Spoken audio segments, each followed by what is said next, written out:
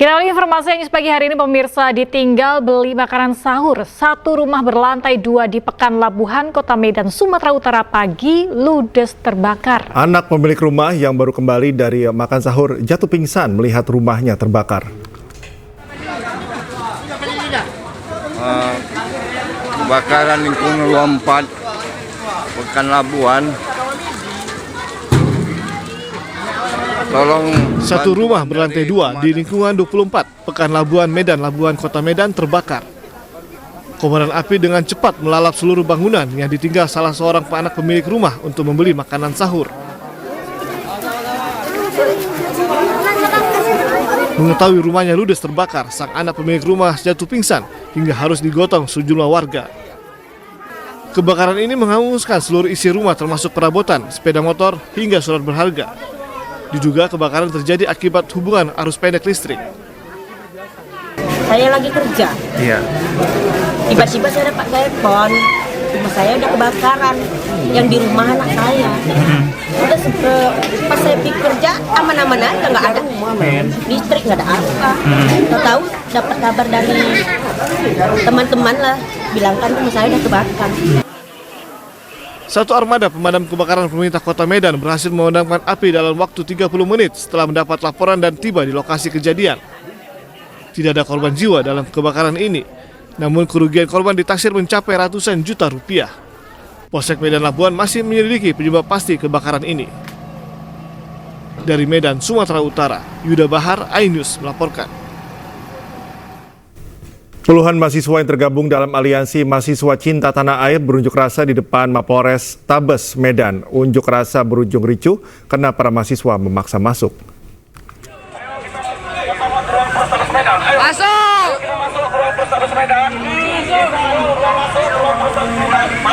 Unjuk rasa puluhan mahasiswa yang tergabung dalam aliansi mahasiswa Cinta Tanah Air di depan gerbang Polres Tabes Medan, Jalan Haji Muhammad Said berujung ricuh. Aksi dorong antara petugas dengan mahasiswa pun tak terhindarkan saat mahasiswa mendesak masuk ke dalam untuk menemui Kapolres Tabes Medan. Unjuk rasa digelar untuk mendesak Polres Tabes Medan menangkap Direktur PT MAS. Pasalnya, PT MAS diduga menyelewengkan perizinan atau diduga tidak memiliki legalitas usaha pabrik peleburan besi yang berlokasi di Jalan Damar Wulan, Desa Sampali, Kecamatan Percut Satuan, Kabupaten Deli Serdang. Tadi ada beberapa dari sudah ditangkap di Reskrim, tapi beliau arogansi ditanggap, tidak menanggapi, acu tidak acu. Lalu ketika kita sudah keluar dan dipanggil lagi, ternyata yang menanggapi kita adalah Kasat Reskrim bersama Kanit. Tadi di sana laporan kita sudah diterima dan akan dilakukan penyidikan dan tim penyidik sudah ada, yaitu kalau nggak salah saya namanya Aibtu MCAAT. Masa juga meminta Dinas Lingkungan Hidup Deli Serdang untuk memberikan sanksi tegas terhadap PT MAS yang diduga telah melakukan pencemaran lingkungan. Dari Medan, Sumatera Utara, Adi Palapa Harahap, iNews melaporkan.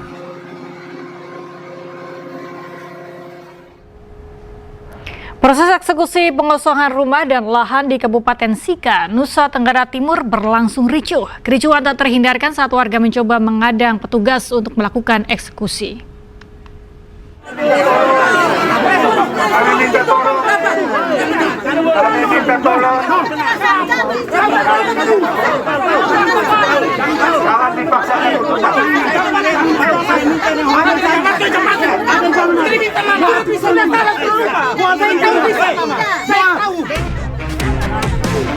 Aksi saling dorong dan adu mulut antara penghuni rumah dan petugas kepolisian terjadi saat tim jurusita Pengadilan Negeri Maumere membacakan keputusan eksekusi sebuah lahan di Kabupaten Sika, Nusa Tenggara Timur.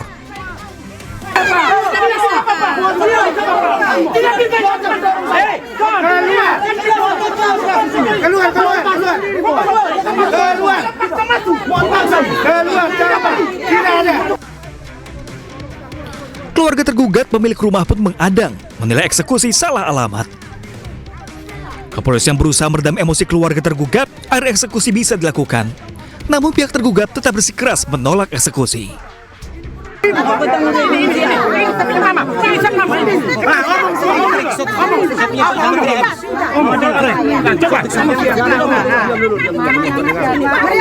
Artinya kami dari pihak keluarga sangat kecewa karena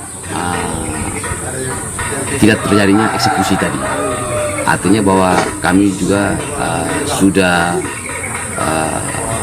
sampai dengan hari ini kami sudah berapa lama untuk dipending untuk kegiatan eksekusi ini, sehingga kami sangat kecewa karena kami sudah cukup mengorbankan waktu, tenaga, finansial, sehingga jelas proses hari ini yang batal dieksekusi.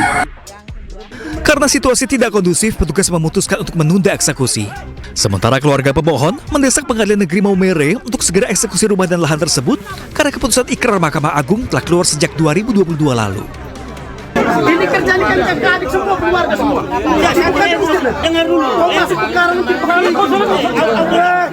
Yang mau masih ibu. Tidak boleh, ini kasus bukan hari ini. Di zaman ibu tidak ada. Dari Kabupaten Sika, Nusa Tenggara Timur, Joni Dura, iNews melaporkan. Sejumlah pengunjung RSUD Hasan Busoiri Ternate panik saat terjebak di dalam lift. Di antara para pengunjung tersebut adalah keluarga dari almarhum mantan Gubernur Maluku Utara Abdul Ghani Kasuba yang hendak melayat.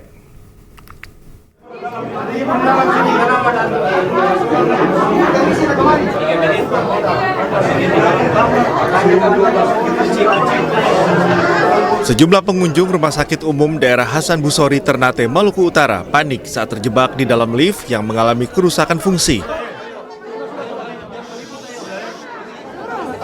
Di dalamnya termasuk keluarga almarhum, termasuk istri dari mantan Gubernur Maluku Utara Abdul Ghani Kasuba yang datang untuk melayat di ruang ICU yang berada di lantai 4 rumah sakit. Mereka yang terjebak panik karena khawatir lift akan jatuh. Kunci dulu. Semakin panik oksigen Ada teknisnya, ada itu setting di bawah dulu ya. Ragu-ragu ya. Ada bikin. Jangan panik, jangan panik. Jangan panik, kalau panik ikong. Bupati Halmahera Selatan Basam Kasuba berupaya membuka pintu lift untuk mengeluarkan mereka. Namun upaya tersebut belum berhasil. Teknisi lift yang datang langsung membuka pintu lift sehingga pengunjung yang terjebak bisa keluar. Meski begitu, mereka panik dan lemas karena kekurangan oksigen. Sementara pengunjung lainnya pun panik. Mereka khawatir tak bisa turun lantaran jalur emergensi dialihfungsikan menjadi ruang operasi. Setelah kepanikan pengunjung, pihak rumah sakit membuka jalur emergensi untuk mengevakuasi para pengunjung. Dari Ternate, Maluku Utara, Ismail Sangaji, iNews melaporkan. Seorang ibu hamil di Kabupaten Muaro, Jambi terjebak banjir selama 4 hari. Warga mengevakuasi ibu hamil menggunakan 2 batang pohon pisang dan menerjang banjir menuju rumah sakit.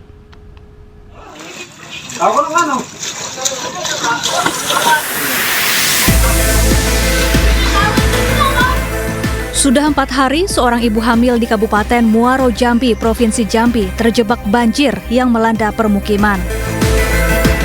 Semakin hari kondisinya semakin lemah. Warga akhirnya bergotong royong mengevakuasi ibu hamil ini ke rumah sakit. Warga menggunakan 2 batang pohon pisang untuk membawa sang ibu, kemudian menerjang banjir menuju rumah sakit. Seorang warga bahkan memaksa menggunakan sepeda motornya, namun mesinnya mati di tengah jalan.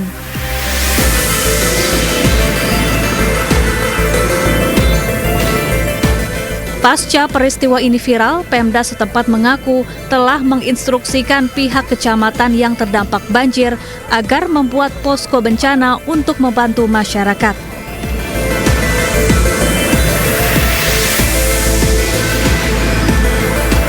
Tadi kami minta setiap kecamatan, terutama kecamatan-kecamatan yang sudah terdampak sekarang untuk segera membentuk posko siaga banjir. Dan nanti suatu saat kita ada koordinasi dari satgas kita sana, ada bantuan, mereka yang akan mengkoordinasikan dan akan menyalurkannya ke desa-desa yang ada di situ. Banjir akibat luapan Sungai Batanghari ini meluas hingga 7 kecamatan. Rumah-rumah warga dan akses jalan terendam hingga 1 meter. Akibatnya aktivitas warga terhambat. Dari Muaro Jambi, Haisun Hafiz, iNews melaporkan.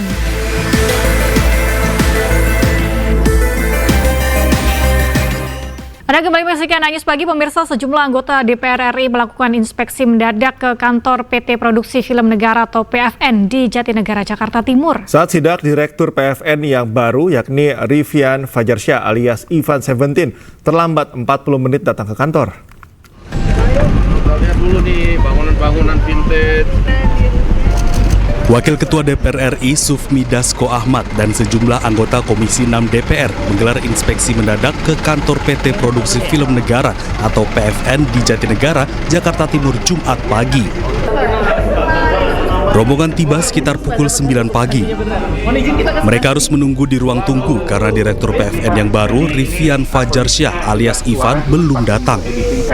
Setelah 40 menit berselang, barulah Ivan tiba di kantornya. Sidang ini dilakukan untuk melihat dinamika di kantor PFN dan mendukung PFN sebagai pusat konten negara. Sementara Ivan mengungkap keseriusannya dalam membenahi PFN.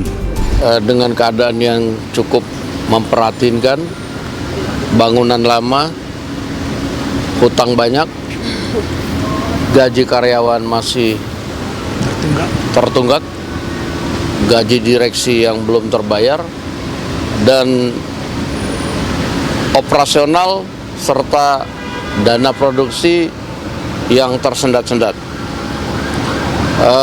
Dan kami concern dengan pimpinan dan anggota Komisi 6 untuk meminta kepada pemerintah dalam hal ini untuk membantu memajukan agar industri kreatif, industri film di Indonesia menjadi bangkit. Sebenarnya ini bentuk perhatian ya, sudah sekian lama loh. Maksudnya gini, jangan sampai yang disorot ini kayak, oh ini bentuknya sidak, oh ini semua direksi telat gitu. Karena maksudnya begini, teman-teman direksi ini dari kemarin seharian terhitung efektif sebenarnya kita ini baru kerja hari ke 2 hari sebenarnya.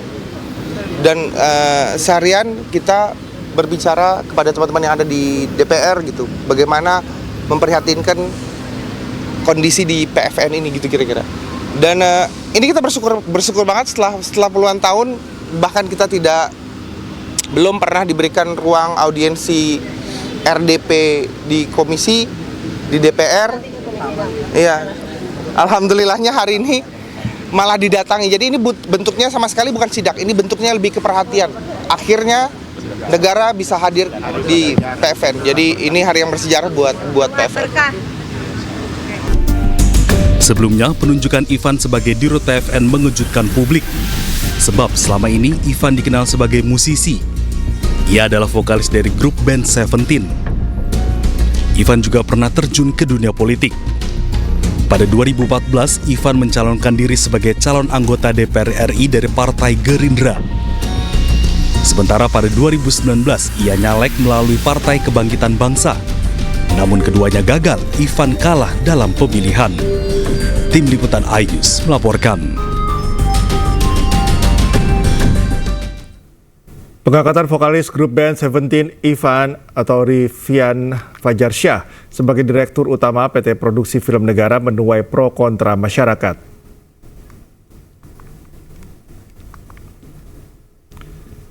Juru bicara Kementerian BUMN Putri Viola menyebut pengangkatan Ivan 17 dilatar belakangi pertimbangan Ivan yang pernah menjadi produser. Juru bicara Kementerian BUMN menambahkan sosok yang masih muda baru berusia 41 tahun, sehingga sebagai pemimpin muda diharapkan dapat membawa gerakan baru pada BUMN Produksi Film Negara. Direktur. Pokoknya memang ini kan jabatan baru untuk Ivan 17 itu menjadi dirut PFN. Yang pasti Ivan 17 ini banyak sekarang kan yang komentar, wah ini basicnya kan bukan di dunia film gitu kan, yang sekarang jadi komentar masyarakat gitu. Tapi sebenarnya kalau kita lihat dari kiprahnya itu Ivan bukan cuma di dunia musik aja, karena sudah punya pengalaman jadi produser, sehingga kemudian bisa menjalankan direksinya. Nanti kita harapkan bisa membawa perkembangan baru sih untuk PFN. Yang kita harapkan ini kan ada pemimpin muda gitu kan, ada sosok muda, kita berikan kesempatan jadi dirut. Jadi nanti minta tolong untuk semua, ya kita lihatlah nanti dengan kreativitasnya, pengalamannya, backgroundnya, apa gebrakan yang bisa dibuat untuk PFN. Kita tunggu aja deh pembuktian dari Irfan dan juga jajaran direksi lainnya gitu, yang pasti kita dukung. Menteri Perdagangan RI Budi Santoso mengecek harga minyak kita di Pasar Tomang, Jakarta Barat. Selain itu, Mendak juga mengecek stok kebutuhan bahan pokok dan memastikan aman terkendali saat puasa hingga Lebaran. 15.700 ya. Menteri Perdagangan Budi Santoso yang didampingi Menteri Lingkungan Hidup Hanif Faisal meninjau harga minyak kita di Pasar Tomang, Jakarta Barat. Di pasar ini, minyak kita terpantau sesuai dengan harga eceran tertinggi, yakni berkisar Rp15.700. Takarannya pun sesuai dengan kemasan. Meski demikian, Mendak menyebut harga di setiap pasar dipatok dengan harga berbeda, yakni berkisar Rp17.000 hingga Rp19.000. Selain mengecek minyak kita, Mendak juga mengecek stok kebutuhan bahan pokok dan memastikan aman selama bulan Ramadan hingga Lebaran. Harganya normal ya, sesuai HET 15.700. Tadi kan sempat juga ngecek harga ya, beberapa memang sedikit tadi mengalami kenaikan, tetapi tadi kita lihat minyak kita tadi harganya sesuai HET 15.700 ya. Memang ternyata di setiap pasar tidak sama. Ada yang di atas HET, ada yang masih sama dengan HET. Contohnya tadi masih sama dengan HET dan ukurannya normal 1 liter ya. Jadi kami berharap pasokan tetap ada. Kalau kita lihat tadi pasokan juga penuh ya, tidak ada yang kurang. Jadi kita harap sampai Lebaran dan seterusnya ya, terutama menjelang Lebaran ini pasokan cukup, harga terkendali. Nanti kami juga minta tolong Pak Wali Kota Pak ya, bisa dimonitor terus kita bareng-bareng dengan pemerintah daerah untuk memonitor ketersediaan pasokan menjelang Lebaran ini. Tadi lihat daging sapi juga harganya ada yang 130, padahal harga acuannya 140, berarti masih di bawah harga acuan ya. Kita harapkan pasokan terjamin. Tadi menurut pedagang juga pasokan nggak pernah terlambat ya. Jadi pasokan terjamin, harga terjangkau, mudah-mudahan masyarakat bisa menikmati Lebaran dengan damai ya, dengan harga-harga yang... Pemirsa, DPR sidak minyak kita yang tidak sesuai takaran di Pasar Keramat Jati, Jakarta Timur. Dari sidak ditemukan satu merek minyak yang tidak sesuai takaran 1 liter, bahkan tidak tertulis tanggal kadaluarsa. Ini berapa? 15.000, 14.000. Ada dia bukan minyak kita. Ini premium ya, jatuhnya. Nggak nyampe 800. Tapi ini bukan minyak kita, Pak.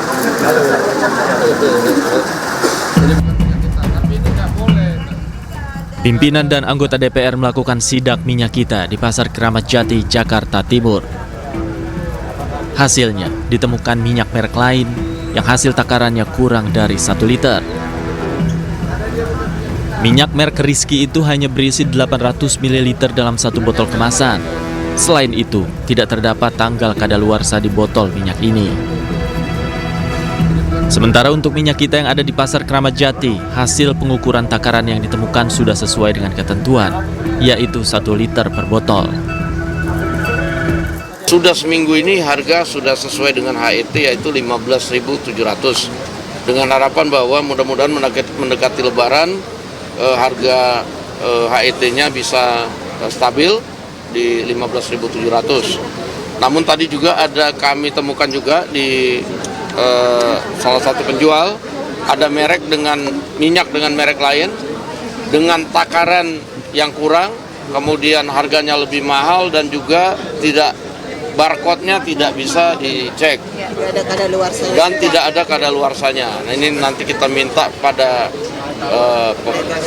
perdagangan untuk menindaklanjuti temuan dari kami pada hari ini. DPR meminta Kementerian Perdagangan untuk menindaklanjuti temuan ini. Sementara mendekati Lebaran, harga minyak diharapkan bisa stabil. Dari Jakarta, Naura Safikah, Tri Julianti, iNews melaporkan. Ratusan warga rela antre panjang dan berdesakan demi mendapatkan paket sembako murah di Gor Johar Baru, Jakarta Pusat. Meski harus antre lama, warga mengaku senang dapat membeli paket sembako murah seharga Rp50.000.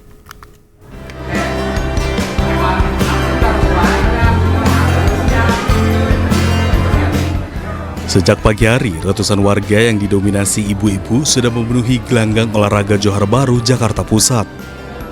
Mereka rela antre dan berdesakan demi mendapatkan paket sembako murah.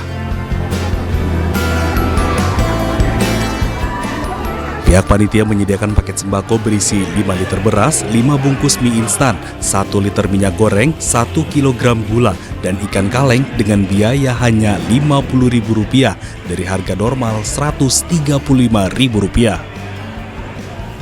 Warga pun mengaku sangat terbantu dengan adanya bazar sembako murah ini di tengah tingginya harga bahan pangan. Harganya Rp50.000, kayaknya cukup membantu ya, kebenaran beras habis di rumah. Ini ada beras 5 kilo, Indomie 3, gula, sarden sama minyak. Ya untuk 50.000 ya jauh lebih murah sih, berasnya aja udah 50.000 sendiri biasanya kan. Lumayan, membantu. Nah ini kan menjelang Lebaran nih nanti Bu, kira-kira bazar seperti ini harus diperbanyak atau gimana? Iya dong, harus diperbanyak, lumayan buat mama. Pihak panitia menyediakan 1.000 paket sembako murah. Rencananya, kegiatan bazar sembako murah akan terus digelar guna membantu warga mendapatkan bahan pangan dengan harga terjangkau. Dari Jakarta, Rani Sanjaya, iNews melaporkan. Ratusan warga rela mengantri guna membeli sembako murah di halaman Masjid Al-Falah, Kota Tangerang, Banten. Bazar sembako murah digelar untuk meringankan perekonomian warga Kota Tangerang.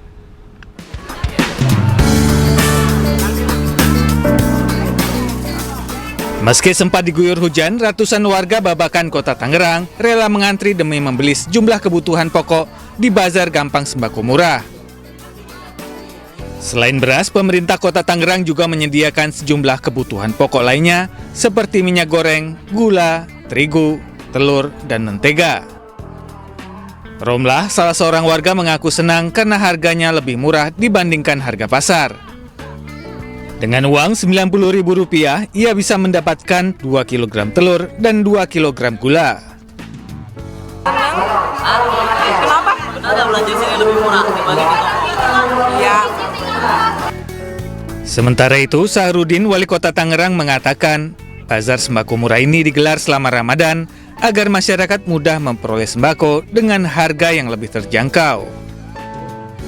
Gerakan Gampang Sembako Murah yang diprakarsai oleh RW 05 Kelurahan Babakan, dan ini dilaksanakan secara serentak kecamatan di masing-masing kelurahan, di 8 kelurahan di Kecamatan Tangerang. Ada apa aja nih Pak, produknya nih Pak? Kita lihat di sini ada beras, kemudian gula, minyak, terigu, mentega, sama telur. Berbagai cara dilakukan warga untuk memeriahkan bulan suci Ramadan, salah satunya di Kulon Progo, Yogyakarta. Mereka menghiasi lingkungan masjid dengan lampion berwujud ubur-ubur.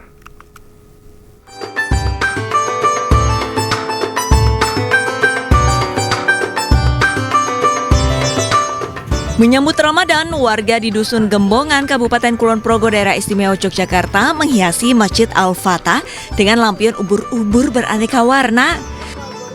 Setidaknya ada 126 unit lampion berukuran besar dan kecil menghiasi setiap sudut jalan masuk hingga area Masjid Al-Fatah. Ornamen unik ini membuat suasana Ramadan 1446 Hijriah terasa semakin meriah. Tak sedikit masyarakat yang sengaja datang hanya untuk berfoto dengan latar lampion ubur-ubur ini. Ubur-ubur dipilih menjadi ornamen utama karena terinspirasi dari kalimat yang viral di media sosial. Karena sekarang tren-tren kalimat yang ada di media sosial kan ubur-ubur ikan lele. Nah, kita di sini ya kita ambil ubur-uburnya, karena yang biasanya berbahaya kan ubur-ubur. Nah, ini nanti kita sebenarnya temanya itu ubur-ubur ikan lele, Ramadan sudah tiba seperti itu. Warga berharap kehadiran lampion ini bisa menyemarakan Ramadan dan memberikan semangat untuk beribadah ke Masjid Al-Fatah. Dari Kabupaten Kulon Progo, Daerah Istimewa Yogyakarta, Budi Utomo, iNews melaporkan.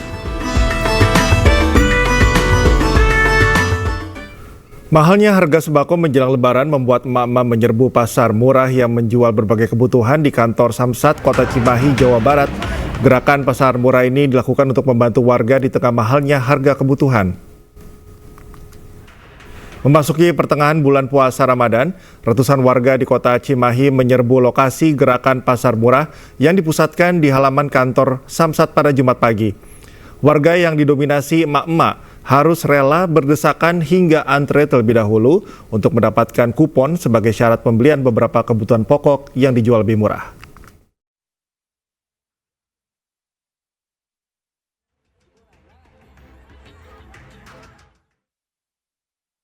Kembali di Anyus Pagi, pemirsa, menjalani ibadah puasa selama Ramadan bagi WNI di luar negeri pasti punya tantangan tersendiri. Ya, namun bagi WNI di kota Hamburg, Jerman, suasana Ramadan terasa hangat dengan acara buka puasa bersama yang dihadiri ratusan WNI di Jerman. Apabila ada kekurangan, apabila ada salah kata dari saya. Untuk menghadirkan nuansa Ramadan layaknya di tanah air, KJRI Hamburg mengadakan kegiatan buka puasa bersama dan sholat tarawih berjemaah bagi masyarakat Muslim Indonesia di Jerman Sabtu lalu. Sekitar 250 orang menghadiri acara buka puasa bersama ini. Uniknya, meski ini merupakan acara dengan nuansa Islami, namun kegiatan ini terbuka bagi siapa saja yang ingin bersilaturahmi. Tak hanya itu, dalam rangka memperingati acara International Women's Day, Perhimpunan Pelajar Indonesia di Jerman juga menggelar talk show di KJRI. Nah, kebetulan bisa dibilang hari ini tuh padat banget buat aku karena dari pagi udah ada di sini. Kita tuh hari ini ada acara Women's Day, talk show-nya Women's Day dari PPIJ, dan kebetulan juga aku jadi MC-nya. Terus dilanjut buka puasa bareng dari KJRI, dan di sana tuh ada kayak tilawah bareng, terus sholat tarawih bareng, dan buka puasa bareng juga. Orang-orang Indonesianya kita sering mengadakan open house untuk berbuka bersama. Jadi kalau kangen sama masakan Indonesia, kita masak bareng, terus takjil juga banyak. Jadi kayak menurut aku ya dari sana kita bisa lebih merasakan vibes Ramadannya aja. Ramadan di Jerman tahun ini terasa lebih mudah dari tahun-tahun sebelumnya karena jatuh pada bulan Maret, di mana durasi siang hari lebih pendek dibandingkan bulan di pertengahan tahun. Ramadan selalu menjadi momen istimewa tak terkecuali bagi masyarakat Indonesia yang tinggal di Madrid. Melalui Ramadan, WNI di Madrid mempererat tali silaturahmi dan memperdalam nilai agama dengan sejumlah kegiatan.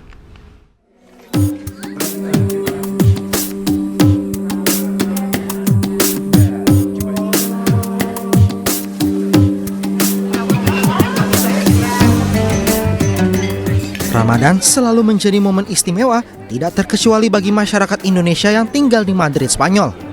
Di tengah hiruk-pikuk ibu kota Spanyol, Kedutaan Besar Republik Indonesia Madrid hadir sebagai tempat untuk mempererat silaturahmi sekaligus memperdalam nilai-nilai agama. Untuk Ramadan tahun ini, KBRI Madrid menggelar tausiah saat buka puasa bersama masyarakat Indonesia setiap Sabtu malam. Tausiah ini juga dilakukan secara daring, memungkinkan lebih banyak WNI di berbagai penjuru Spanyol untuk berpartisipasi. Dengan pendekatan yang interaktif dan penuh kehangatan, sesi ini menjadi wadah bagi masyarakat Indonesia untuk terus terhubung meskipun terpisah jarak. Tidak hanya untuk orang dewasa, KBRI Madrid juga menjadi tempat belajar bagi anak-anak. Sejumlah pengelola kegiatan Ramadan di KBRI Madrid memimpin pengajaran membaca Al-Quran mulai dari tingkat dasar seperti Iqra, Juz Amma, hingga Al-Quran lanjutan. Di Spanyol susah untuk mendapatkan pembelajaran Al-Quran, tapi di momen suci Ramadan ini alhamdulillah KBRI melaksanakan kegiatan tersebut, dan mudah-mudahan nanti kalau selesai Ramadan kegiatan pembelajaran Al-Quran buat anak-anak ini terus dilanjutkan ya. Jadi supaya anak-anak dapat mempelajari Al-Quran, dapat membaca Al-Quran dengan baik walaupun di luar Indonesia ya. Ramadan di Eropa, khususnya di Spanyol, memang terasa sangat berbeda. Namun di KBRI Madrid, WNI di Spanyol menemukan kembali kehangatan suasana Ramadan di Indonesia. Suasananya sangat menyenangkan, sangat ramai dengan orang-orang Indonesia tentu saja. Terus makanannya juga oke, sangat mengingatkan saya gimana situasi keadaan ketika saya puasa di Indonesia. Jadi KBRI mengadakan buka puasa bersama ini sangat mengobati kerinduan saya sama suasana Ramadan di Indonesia dengan menu-menu Indonesia yang enak-enak banget. Dan juga dengan kebersamaan bareng-bareng sholat taraweh ini. Suasana kebersamaan yang hangat menyelimuti seluruh jemaah, menciptakan rasa persaudaraan yang erat di tengah masyarakat Indonesia di Madrid. Ramadan di KBRI Madrid tidak hanya menjadi waktu untuk ibadah, tetapi juga momen untuk merayakan budaya dan mempererat persaudaraan. Selamat menjalankan ibadah puasa dan menunaikan sholat subuh untuk wilayah Jakarta dan sekitarnya. Pemirsa, Anda kembali menyaksikan News Pagi. Pemkot Jakarta Timur gencar lakukan pengawasan makanan takjil di sekitar Pasar Perumnas Klender, Duren Sawit. Petugas memastikan makanan yang dijual tidak mengandung zat berbahaya.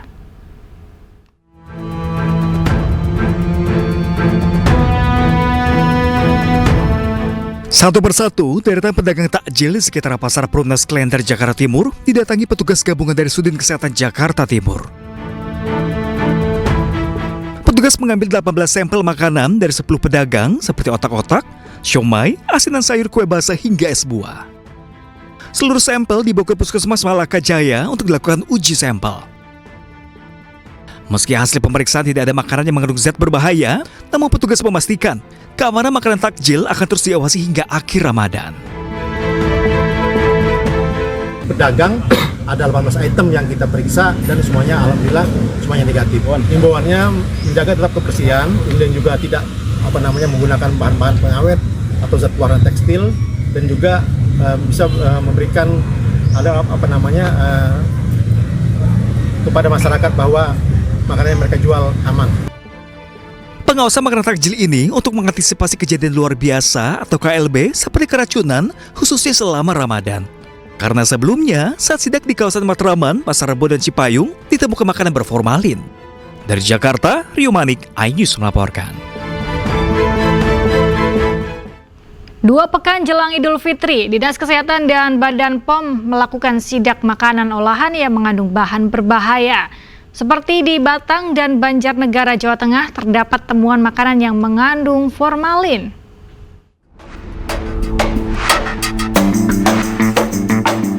Jelang Lebaran, Dinas Kesehatan Batang, Jawa Tengah lakukan pengecekan keamanan pangan ke sejumlah pasar tradisional dan minimarket. Sebanyak 50 sampel produk yang tersebar di 13 kecamatan diperiksa, 3 diantaranya mengandung bahan tambahan pangan berbahaya. Di antaranya seperti formalin, boraks, metanol yellow, dan rodamin B yang jika dikonsumsi akan menimbulkan efek mual dan memicu kanker. Dinkes juga mengecek produk kemasan yang dijual di minimarket dan toko kelontong untuk memastikan kemasannya tidak rusak, berizin edar, tanggal kadaluarsa, dan telah berkomposisi produk. Untuk tindak lanjutnya kami pasti melakukan pembinaan nih Mas. Dari tugas sendiri kami berkomitmen selain melakukan pengawasan keamanan pangan, kami juga akan melakukan pembinaan kepada pelaku usaha, sehingga yang diharapkan pelaku usaha itu memproduksi dan mengedarkan bahan makanan itu sesuai dengan ketentuan ya, keamanan pangannya, mutu, dan yang pasti berdaya saing. Sidak juga digelar petugas gabungan dari Dinas Kesehatan serta Badan POM dengan menyisir pasar tradisional Banjarnegara, Jawa Tengah. Dari hasil pengecekan dan sidak petugas, menemukan 1 bahan makanan yang mengandung bahan pengawet formalin atau pengawet mayat. Hasil uji cepat yang dilakukan oleh Bepom Banyumas, dari 9 sampel yang kita ambil yang kita curigai mengandung bahan berbahaya, ada 1 yang masih mengandung formalin, deterinasi, yang itu akan kita tindak lanjuti dengan Dinas Kesehatan, dengan Dinas Perindustrian Perdagangan, kita tindak lanjuti dari mana sumbernya, kita mitigasi agar tidak diedarkan lagi. Untuk zat pewarna dan berbahaya lain? Yang berwarna relatif aman, tadi sudah kami cek dengan lampu UV, sudah relatif lebih aman, sudah berkurang dari tahun-tahun sebelumnya. Berarti cuma terinasi? Terinasi saja. Saat ini barangnya sudah ditarik atau masih beredar? Habis ini ditindaklanjuti setelah Suruh tidak dijual dulu ya? Tidak dijual dulu. Formalin pada makanan memiliki dampak berbahaya untuk kesehatan. Di antaranya merusak organ pencernaan, memicu kanker, hingga bisa menimbulkan keracunan yang berdampak pada kematian. Tim Liputan iNews melaporkan. Penyidik Kejaksaan Negeri Jakarta Pusat menggeledah kantor Kementerian Komunikasi dan Digital atau Komdigi di Jalan Medan Merdeka Barat, Gambir, Jakarta Pusat. Penggeledahan diduga terkait kasus korupsi pengadaan pengelolaan Pusat Data Nasional sementara tahun 2020 hingga 2024 yang merugikan negara hampir 1 triliun rupiah.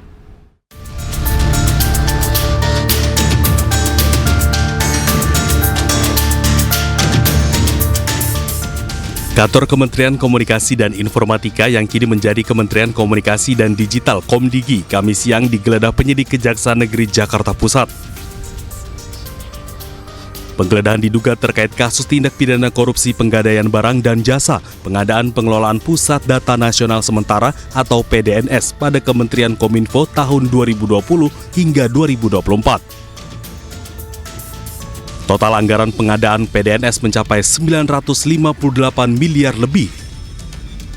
Kominfo atau Kominfo Digi dan beberapa tempat lainnya di Jakarta Pusat, Jakarta Selatan, Bogor, serta Tangerang Selatan terkait dengan penyidikan dugaan tindak pidana korupsi pada kegiatan pengadaan barang dan jasa, pengadaan data nasional sementara tahun 2020 sampai dengan 2024. Dari lokasi, penyidik juga menyita beragam barang bukti mulai dari dokumen, uang tunai pecahan rupiah dan dolar, mobil, tanah, bangunan, serta bukti elektronik lainnya yang diduga berhubungan dengan tindak pidana korupsi AQO. Guna mengungkap kedugaan korupsi yang mencapai hampir 1 triliun ini, Kejari juga menggeledah sejumlah tempat lainnya di wilayah Jakarta Pusat, Jakarta Selatan, dan Bogor. Tim Liputan iNews melaporkan. Sementara itu, Wakil Menteri Komunikasi dan Digital RI Nizar Patria membenarkan kantor Kementerian Komdigi digeledah Kejaksaan terkait dugaan kasus korupsi proyek Pusat Data Nasional Sementara 2020-2024. Meski demikian, Nizar mengaku tidak tahu menahu soal kasus tersebut meski ia sudah menjabat sebagai Wamen sejak 2023. Kita serahkan aja ke proses hukum ya, karena itu kan terkait dengan kasus BDNS dan itu follow up-nya. Jadi ya kita serahkan pada proses hukum. Pak, tapi ini kan terjadinya lokusnya itu kan terjadi saat Bapak sudah menjadi Wamen di yang sebelumnya itu ya Pak ya, di kabinet sebelumnya. Nah itu apakah Bapak sebelumnya tidak pernah... tahun 2020 ke 2024. Nah itu kan masih bersinggungan gitu Pak sama zaman Bapak di kabinet sebelumnya. Apakah sebelumnya Bapak tidak pernah mencium adanya ada korupsi gitu, ada... Nah, itu kan berkelanjutan. Nanti dilihat aja di pemeriksaan. Ya. Dugaan korupsi Pusat Data Nasional Sementara yang merugikan negara hampir 1 triliun rupiah dan menjadi penyebab serangan ransomware di 2024 dimulai sejak tahun 2020. Saat itu Kementerian Komdigi yang masih bernama Kementerian Kominfo mengkondisikan tender untuk memenangkan PT AL selama 5 tahun berturut-turut.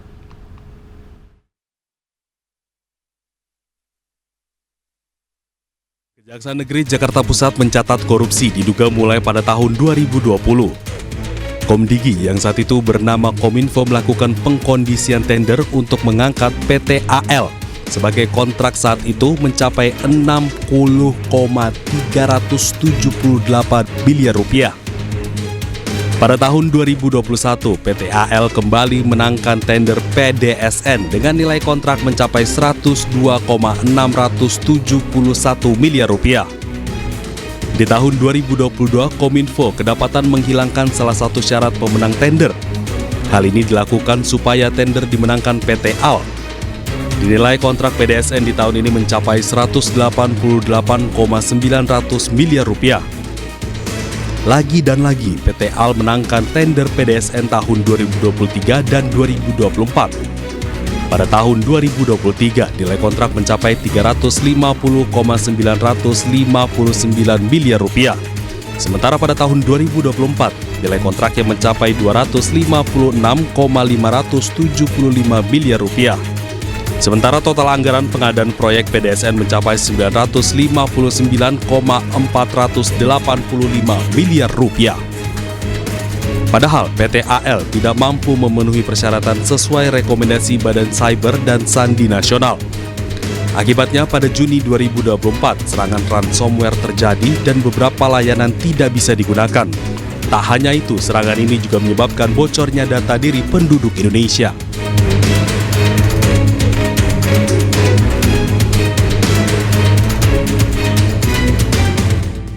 Pemirsa, masih di Anies Pagi bersama saya Cika Mutazam dan rekan Galuh Pandu, dan demikian tadi adalah berita pilihan dalam Anies Pagi hari ini, dan kita ke informasi berikutnya. Warga Padang Lawas Utara, Sumatera Utara dan warga Jakarta diduga menjadi korban pemerasan oknum polisi. Keduanya menjadi terdakwa perambahan hutan di Desa Sialang, Padang Lawas Utara, Sumatera Utara.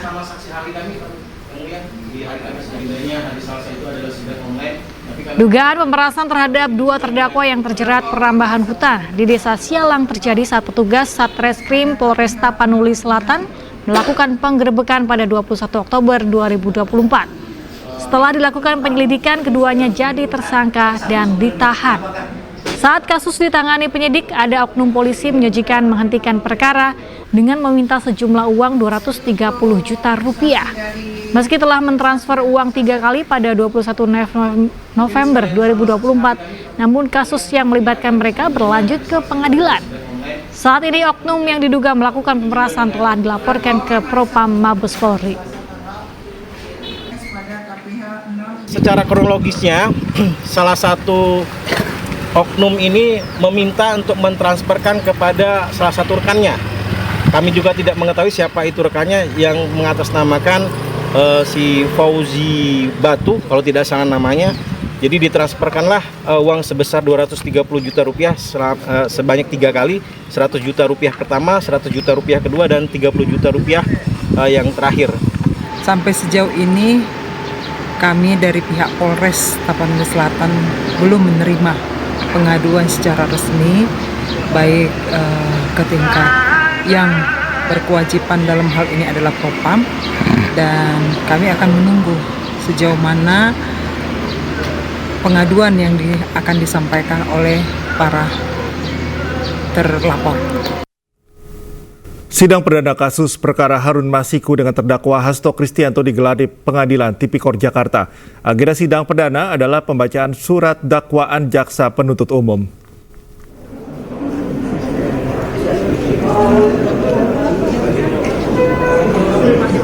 Sekjen PD Perjuangan Hasto Kristianto menjalani sidang perdana sebagai terdakwa dugaan perintangan penyidikan perkara kasus Harun Masiku di Pengadilan Tipikor Jakarta. Dalam dakwaannya, jaksa penuntut umum mengungkapkan Hasto Kristianto memberi uang 600 juta rupiah ke anggota KPU 2017-2022 Wahyu Setiawan. Hasto juga didakwa merintangi penyidikan, salah satunya dengan memerintahkan Nur Hasan untuk meminta Harun Masiku meredam ponsel ke dalam air. Terdakwa bersama-sama Doni Tri Istiqomah, Saiful Bahri dan Harun Masiku telah memberi uang sejumlah $57.350 Singapura atau setara 600 juta rupiah kepada pegawai negeri atau penyelenggara negara, yaitu kepada Wahyu Setiawan selaku anggota Komisi Pemilihan Umum Republik Indonesia periode tahun 2017-2022 yang diangkat berdasarkan keputusan Presiden Republik Indonesia nomor 43/P tahun 2017 tanggal 10 April 2017 tentang pemberhentian dan pengangkatan anggota Komisi Pemilihan Umum yang memiliki wewenang secara kolektif kolegial, antara lain melakukan pengambilan keputusan terkait tahapan-tahapan pemilu dan menerbitkan keputusan KPU terkait hasil pemilu bersama-sama Agustiani Tio Pridelina, dengan maksud supaya pegawai negeri atau penyelenggara negara tersebut berbuat atau tidak berbuat sesuatu dalam jabatannya yang bertentangan dengan kewajibannya, yaitu uang tersebut diberikan dengan maksud supaya Wahyu Setiawan mengupayakan agar KPU RI menyetujui permohonan pergantian antar waktu atau PAW calon legislatif terpilih daerah pemilihan Sumatera Selatan 1 atas nama Rizky Aprilia kepada Harun dengan sengaja mencegah, merintangi, atau menggagalkan secara langsung atau tidak langsung penyidikan, penuntutan, dan pemeriksaan di sidang pengadilan terhadap tersangka dan terdakwa ataupun para saksi dalam perkara korupsi, yaitu dengan sengaja telah melakukan perbuatan mencegah, merintangi, atau menggagalkan secara langsung atau tidak langsung penyidikan terhadap tersangka Harun Masiku. Kemudian terdakwa melalui Nur Hasan memberikan perintah kepada Harun Masiku agar merendam telepon genggam miliknya ke dalam air dan memerintahkan Harun Masiku untuk menunggu atau standby di kantor DPP PDI Perjuangan dengan tujuan agar keberadaannya tidak bisa diketahui oleh petugas KPK. Pada sekitar pukul 18.35 WIB, bertempat di sekitar Hotel Sofyan, Cut Mutia, Jakarta, Harun Masiku bertemu dengan Nur Hasan, menindaklanjuti perintah terdakwa, dan atas bantuan Nur Hasan pada jam 18.52 WIB, telepon genggam milik Harun Masiku tidak aktif dan tidak terlacak. Selanjutnya, petugas KPK memantau keberadaan Harun Masiku melalui update posisi telepon genggam milik Harun Hasan yang terpantau pada jam 20.00 WIB bersama dengan Harun Masiku berada di Perguruan Tinggi Ilmu Kepolisian atau PTIK. Dan pada saat bersamaan, Kusnadi selaku orang kepercayaan terdakwa juga terpantau berada di PTIK. Kemudian petugas KPK mendatangi PTIK namun tidak berhasil menemukan Harun Masiku. Kuasa hukum Hasto Kristianto, Febri Diansyah, membantah dakwaan yang menyudutkan Hasto. Mereka menduga ada upaya sedemikian rupa mengubah dakwaan untuk menjerat Hasto Kristianto. KPK yang sama, lembaga yang sama membuat dua dakwaan dengan fakta uraian yang bertolak belakang. Apakah sedemikian rupa mengubah dakwaan hanya untuk menjerat Hasto Kristianto? Tentu itu yang menjadi pertanyaan kami. Karena ini kan satu perkara secara keseluruhan. Selain itu tentu saja banyak perbandingan dengan putusan yang sudah berkekuatan hukum tetap yang juga kami catat tadi. Contoh paling sederhana adalah ketika ada uraian dakwaan yang seolah-olah Pak Hasto memerintahkan Nur Hasan untuk menghubungi Harun Masiku untuk menenggelamkan handphone. Di fakta persidangan dan di keterangan Nur Hasan sendiri, tidak ada Pak Hasto memerintahkan hal tersebut. Justru di persidangan sebelumnya muncul yang datang adalah orang-orang berbadan tegap. Jadi bukan Pak Hasto yang menghubungi ataupun yang datang. Fakta ini sangat bertolak belakang. Karena itulah ini yang menjadi catatan kami juga. Apa sebenarnya maksud di balik dakwaan itu sehingga sedemikian rupa memutarbalikkan fakta hukum yang sudah muncul di proses persidangan. Sementara itu, pemirsa, Sekjen PDI Perjuangan Hasto Kristianto menegaskan dirinya mengalami kriminalisasi hukum. Hasto meyakini kasusnya didaur ulang untuk kepentingan politik tertentu. Dia punya hak untuk bicara. Tidak ada yang disambungkan. Dia punya hak untuk bicara. Oke, siap. Ya, gimana Pak Hasto? Oke, Pak, siap. Baik, terima kasih teman-teman pers dan seluruh masyarakat Indonesia atas perhatian yang diberikan di dalam persidangan ini. Saya telah mendengarkan dengan seksama, dengan cermat seluruh surat dakwaan yang tadi dibacakan oleh penuntut umum, dan dari situlah saya semakin meyakini bahwa ini adalah kriminalisasi hukum. Kriminalisasi. Bahwa ini adalah pengungkapan suatu pokok perkara yang sudah inkrah, yang didaur ulang karena kepentingan politik di luarnya. Karena itulah saya mengikuti seluruh proses hukum ini dengan sebaik-baiknya. Karena kami percaya bahwa keadilan akan ditegakkan. Dan untuk itulah Republik Indonesia ini dibangun dengan pengorbanan jiwa dan raga yang luar biasa dari para pahlawan bangsa, rakyat yang tidak berdosa, yang menyerahkan nyawanya, semuanya demi untuk membangun suatu negara hukum. Tanpa adanya supremasi hukum, tanpa adanya suatu keadilan. Dan ketika suatu proses hukum yang sudah inkrah bisa didaur ulang kembali, maka kita, Republik ini tidak akan berdiri kokoh. Jangankan untuk membangun, menghadirkan investor, ketika tidak ada supremasi hukum, semuanya akan menjadi sia-sia.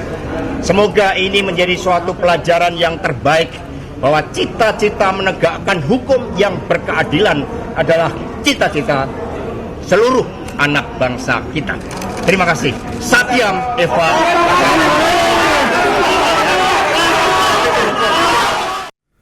Sebelumnya, KPK menetapkan Sekjen PD Perjuangan Hasto Kristianto sebagai tersangka. Hasto diduga terlibat penyuapan dan merintangi penyidikan kasus Harun Masiku.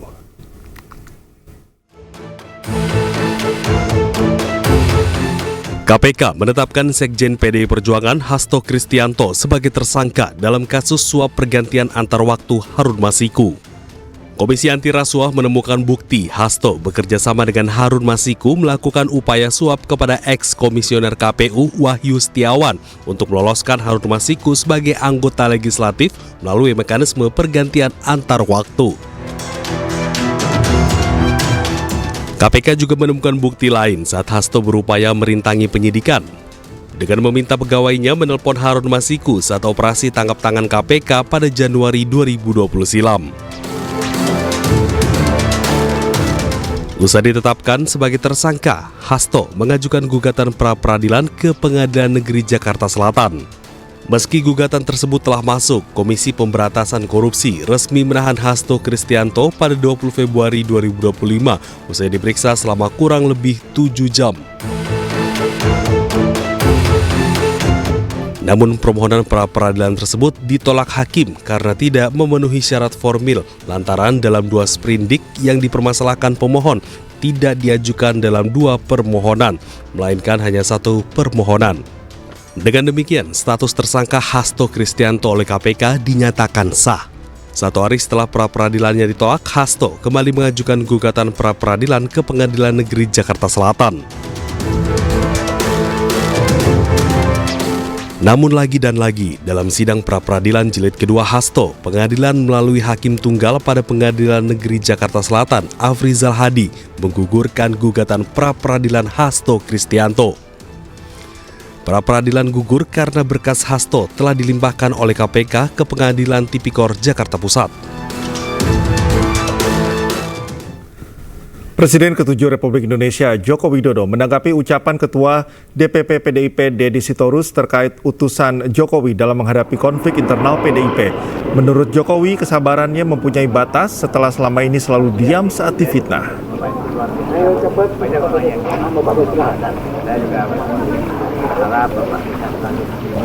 Jokowi menegaskan tak ada utusan dari dirinya yang dikirim ke PDIP. Pernyataan ini menjawab ucapan Ketua DPP PDIP Deddy Sitorus yang menyebut Jokowi memerintahkan utusannya dan meminta Sekjen PDIP Hasto Kristianto mundur. Selain itu, utusan tersebut juga melarang PDIP memecat Jokowi sebagai kader. Jokowi pun meminta agar identitas sosok itu diungkap sehingga tak terjadi fitnah. Pak Jokowi mungkin tahu. Ya disebutkan siapa gitu loh biar jelas. Nggak ada. Ya apa, anunya apa? Pak Jokowi mungkin tahu kepentingannya apa saya mengutus untuk itu, kepentingannya apa coba logikanya. Jadi tidak ada. Saya itu udah diem loh ya. Difitnah saya diem, dicela saya diem, dijelekan saya diem, dimaki-maki saya diem. Saya ngalah terus loh. Tapi ada batasnya. Ya.